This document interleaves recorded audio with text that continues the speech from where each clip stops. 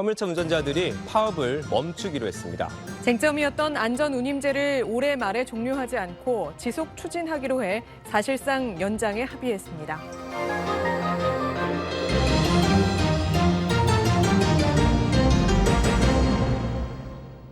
화물연대 파업을 시작했잖아요. 그렇죠. 화물연대 파업을 시작했고 맞아. 화물연대 파업하고 있죠. 이걸 어떻게 할 겁니까? 라고 어제 출근길에 윤석열 대통령한테 물어봤어요. 그렇죠. 기자가. 법과 원칙에 따라 하겠다는 거예요. 그리고 나서 경찰이 어제 바로 파업 장소에서 4명인가를 현행범 체포를 했어. 물리적 충돌이 약간 벌어졌거든요. 그러니까 물론 그분들이 이 실제로 위력을 쓰고 잘못한 거가 있다라면 네. 형사법적으로 나서야 되는 건 맞는데 파업이 왜 벌어졌고 왜 이분들이 지금 시점에서 뭐 우크라이나 때문에 러시아 때문에 석유값이 올라가고 있기 때문에 운송비가 올라가고 있고 그럼 무리하게 일을 하게 되고 그런 것들을 막자고 한 거 있잖아. 그렇지. 그런 얘기도 몰라. 나는 그건 모르겠고 어쨌든 니들은 법을 어겼어. 너 불법이야? 불법이면 잡아쳐넣어. 넘기고 합법이면 하는 거고 그 경계선으로 풀 수 있는 문제가 아니잖아. 정치가 화물연대하고도 파업이 들어가고 근로자들이 그렇게 일을 하면 왜 그런지부터 들어가야 되는 거잖아. 그렇지. 그러다가 하다 해결이 안 됐는데 무리하게 나오면 그때부터는 공권력이 들어가는 그냥 상식적으로 알고 있는 수준이잖아. 그렇죠. 그게 없어져 버리는 거야. 노동 관련 보도와 파업 관련 보도의 전형적이죠. 전형적인 문제점인데 뭐가 핵심 쟁점인가? 이거 설명 안 해줘요. 이게 안전운임제가 핵심이잖아요. 화물연대 쪽에서 수십 년 동안 요구를 해왔던 겁니다. 화물 노동자들의 운임을 그전에는 일방적으로 화주하고 운수사업자들은 대기업이나 중소기업들이 많습니다. 거의 뭐 중소기업도 조금 있긴 합니다만 그렇죠. 한마디로 간단하게 말씀을 드리면 회사가 일방적으로 화물 노동자들의 운임을 결정을 했어요. 만약에 유류비가 상승을 한다든가 그런 건 회사가 나몰라라 해버리는 거지. 부품비가 상승을 한다든가 사업자 측에서 사용자 측에서 몰라 그 니네들이 알아서 해 이렇게 되는 거예요. 그 고속도로 다니면 많이 보셨겠지만 많이 보죠. 엄청나게 빨리 달리거든요. 네. 빨리 그래서 달리고. 와 너무한다 이렇게 욕을 할 게 아니라 그분들이 그러고 싶어서 그러는 게 아니야. 그러고 싶고 그러는 게 아니에요. 그래서 과속, 과적, 뭐 사고도 많이 나고 이게 다 거기서 비롯되는 거거든요. 그래서 이걸 해결해달라 요구를 했는데 문턱이 좌절됐는데 문재인 정부가 안전운임제를 출범할 때 국정과제로 제시를 합니다. 그래서 2018년도에 어떻게 해가지고 화물운수법을 통과시킵니다. 매우 제한적으로 안전운임제를 도입을 해요. 근데 제한적으로 도입을 했기 때문에 그때도 반발을 장난 아니었거든. 기업들이나 이런 데서. 그렇겠지. 이걸 조금 확대를 해달라 화물 노동자들은. 그리고 일몰제를 적용하는 바람에 올해 말까지밖에 적용이 안 돼. 적용이 안 됩니다. 법이 없어져. 그래서 이거와 관련해서 협상을 지금 국토교통부에 계속 요구를 했는데 윤석열 정부의 국토교통부가 계속 지금 흐지부지하고 있는 거죠. 시간 끌다가 이거 그냥 없애버리려고. 이번 연말에 끝이구나.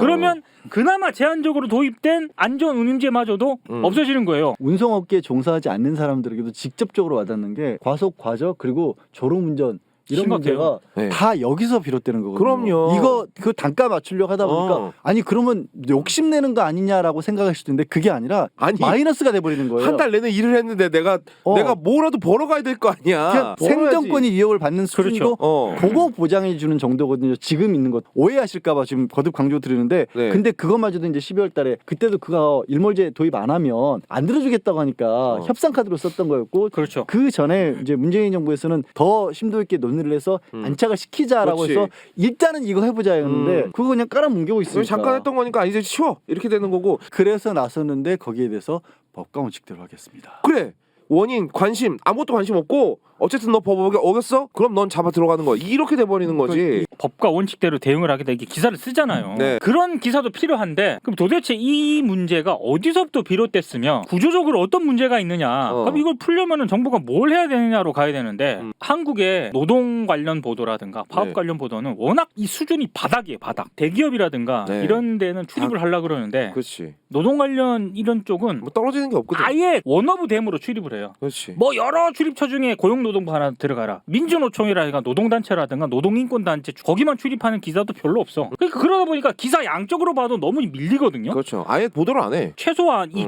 원인이 뭔지에 대해서는 짚는 보도를 해야 되는데 안 짚잖아. 워낙에 언론사 시스템이 그렇게 돼 있어요. 그렇지. 담당하는 기자도 없고 없어요. 어떤 기자가 관심을 가지고 보도하려고 해도 위에서 킬. 그렇죠. 이런 인식이 국민들한테 스며들어가지고 노조하면 노조 이꼬르 빨갱이. 여러 뭐 기사들을 봤지만 이렇게 보도하면 안 된다. 차라리 기사로 뭐 보도를 하든가. 중카무라가 일면에 사진만 실었어. 경제 어려운데 화물연대 총파업. 이거 봐. 이거 딱 이준석식 논리라니까. 딱 이거. 이렇게 해서 굳이 기사 쓰지 않아도 네. 여기 다 나오는 거죠. 중앙일보가 뭘 말하고 어떤 싶은가. 태도를 가지고 있는지. 그럼 경제 어려워서 기름값 올랐는데 그분들은 굶어 죽으라는 그러니까 얘기냐? 제 말이 그 말이에요. 그러니까 노사가 자율적으로 해결할 수 있도록 정부의 간섭은 최소화해야 된다라는 아니, 걸 대놓고 했잖아. 노사가 자율적으로 해결이 되는데 파업을 왜 하냐고. 그리고 화물연대는 노사 관계가 아니야. 그치. 화물연대는 노사 그러네, 관계- 맞네. 생각해보니까 그것도 아니네. 어디가 사측이 누구야? 맞아, 화물 연대 아니야. 화주가 있고 다 자영업자인 화물차 운송업자들이 있는 건데 회사가 있고 근로자들이 있는 관계가 아니잖아. 굳이 따지자면 화물 연대의 사측은 정부지. 그렇지. 어. 왜 그러냐면 지금 화물연대가 파오고 있는 게 정부에서 법 만들어 놓은 거 일몰제 때문에 이게 최소한 보장이 일몰제 때문에 올해 끝나는데 지금 상황이 아까 말했던 것처럼 경유가 2,000원을 넘는 상황인데 이대로 끝내면 안 됩니다. 정부가 나서서 국회가 나서서 해결해 주십시오라고 했더니 정부의 간섭은 최소화해야 되는 게 법과 원칙 그러니까 이거 들어가야 된다. 약간 오해가 있을 것 같아서 다시 좀 바로잡으려면요. 네. 그 화물연대의 공식 명칭이 민주노총 공공운수노조 화물연대 본부입니다. 네. 근무의 형태, 일을 하고 있는 형태에 있어서는 노동자성이 있다라고 이제 본인들은 생각을 해서 노조를 만들고 싶으나 보통 계약을 하고 이렇게 일을 하시는 분들이 네. 그 차주들이 그러니까 내가 내 차를 갖고 있거나 아니면 지입차주들의 형태로 일을 하시기 때문에 국가에서 그 법으로 인정하는 노동법의 그 노동자가 아닌 거죠. 네. 그런데 일을 하는 형태는 노동자의 형태란 말이죠. 그렇죠, 그렇죠. 그래서 특수고용 네. 그렇죠. 네. 노조에 가입을 하고 싶으나 노조 가입이 안 되니까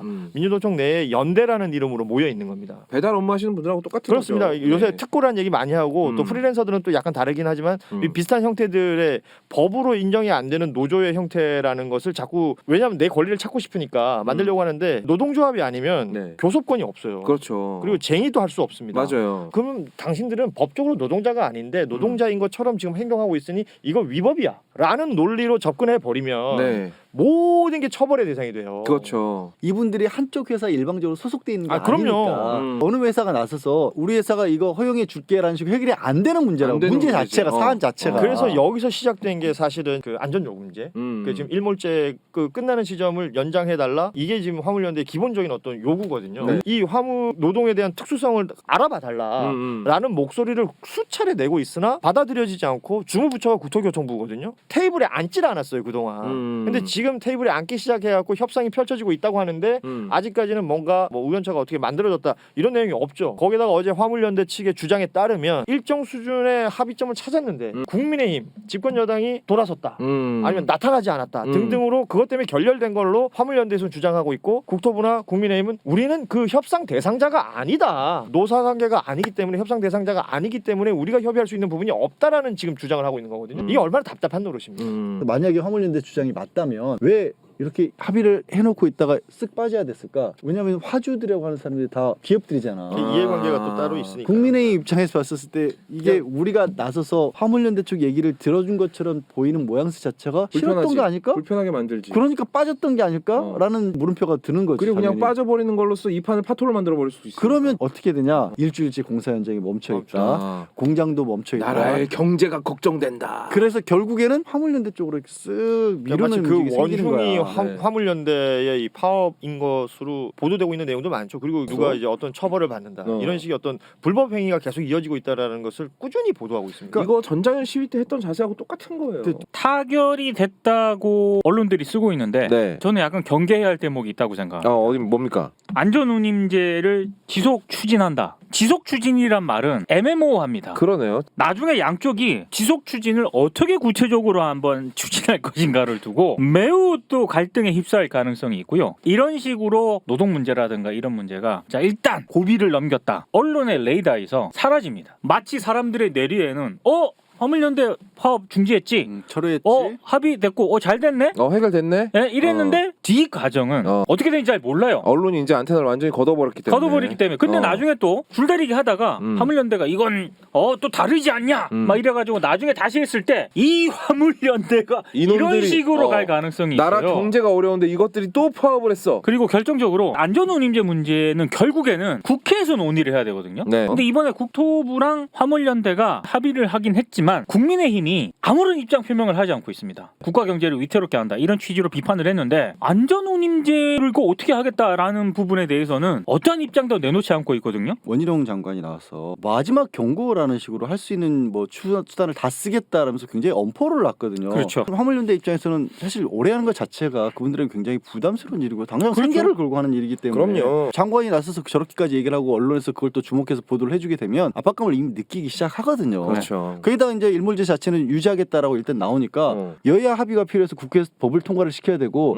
야권인 민주당에서는 일몰제라는 게 임시 조치였기 때문에 이 기회에 정상적으로 법안을 만들자라고 이미 주장을 해왔던 거거든요. 네. 국회에서도 고개 끄덕거리면 그걸로 끝나는 상황인데 그렇지. 당장 정부하고는 합의를 했고 그렇죠. 합의 직전에서는 국토부에서 굉장히 부정적인 얘기를 했고 언론에서도 부정적으로 몰아가고 있는 상황에서 밀려서 한 것처럼 보이는 합의이기 때문에 그냥 순수하게 다 해결이 쉽게 됐다라고 보이지 않을 수 그리고 있다. 저는 하지만 언론 보도만 보면 마치 다 해결된 끝난 것처럼 것처럼 보인다. 안전운임제 도입할 때 당시 이제 자유한국당이잖아요. 반대하는 이유가 뭐였는지 알아요? 뭐예요? 시장 경제 체제 원리에 어긋난다는 지금 상황만 놓고 생각을 해보자고. 경유값 상승했잖아. 폭등했지. 화물 노동자 입장에서는 똑같이 일을 해도 손해야. 시장 경제 원리상 뭘 해야 됩니까? 파업을 해야지 그 다음에. 아니, 가격을 아예 올려야지. 올려달라고 해야 될 거 그렇지. 아니야. 가격을 올려달라고 해야지. 경유값 올렸잖아. 운임 올려줘. 그래. 이게 시장 경제 원리야. 그게 정상이지. 근데 뭐가 시장 경제 원리에 어긋난다는 거예요 지금? 숨어 있는 기조가 뭐냐면 보수 정당에서 계속해서 주장하는 것의 이면에는 누군가 희생이 꼭 필요한 주장들을 그렇죠. 해요. 뭔가 안정적으로 이 상황을 바꾸지 않겠다. 그러면 화주가 올리게 되면 결국은 전체적으로 물가가 상승이 되고 그렇지. 그럼 이걸 관리를 하면 국민들에게 피해가 간다라는 식의 주장을 하거든요. 화주에게 피해가 가고 어. 그게 나아가서 국민들에게 어. 물가 상승으로 피해가 되고. 국민들 입장에서도 그러면 결국 감수해야 될 부분이 생긴다라는 거예요. 그렇죠. 그런 것들은 우리가 각오를 하고 얘기를 해야 되는 거예요, 사실은. 네. 이번에 협상 과정에서 국민의힘하고 화주들이 빠진 이유가 딱 그거예요. 우리는 동의 못한다. 국민의힘 쪽에서도 상대적으로 국민의힘을 지지하고 있는 층에서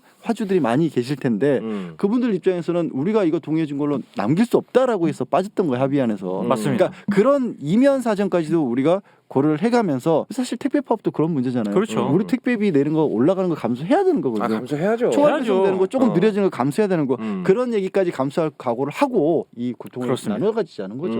우리는 아무 불편함을 겪기 싫어. 대신 우리는 윤송비 절대로 안 올릴 거야. 택배비 500원도 올리기 싫어. 니들이 희생해. 이렇게 돼버리면 결국에는 현재 국민의힘에서 요구하는 것을 주장하는 것을 동조하는 거예요. 국민의힘이 이렇게 토스해주면 언론이 받아서 완성하는 거잖아. 그렇죠. 처음에 얘기했던 윤석열 대통령에 따라 법과 원칙에 따라 정부가 간섭 안 하면 될 문제가 아니라 정치가 이걸 해야 돼. 그거 하라고 정치인들이 있는 거잖아. 그러고 나서 영화를 보러 가시라고. 그래. 그리고 나서 빵을 드시고 그런 걸 안 하면서 무슨 시민과 일상을 공유해. 관심 없어. 일하라고 뽑은 자리란 말이야. 일하라고. 누가 지금 일상을 공유. 이거 화물연대 파업 어떻게 할 거예요? 진짜로 나라의 경제가 지금 걱정된다면 나서야죠. 분명히 말씀드리지만 끝난 게 아니다. 아 끝난 게 아니다. 이제부터가 시작이다. 아.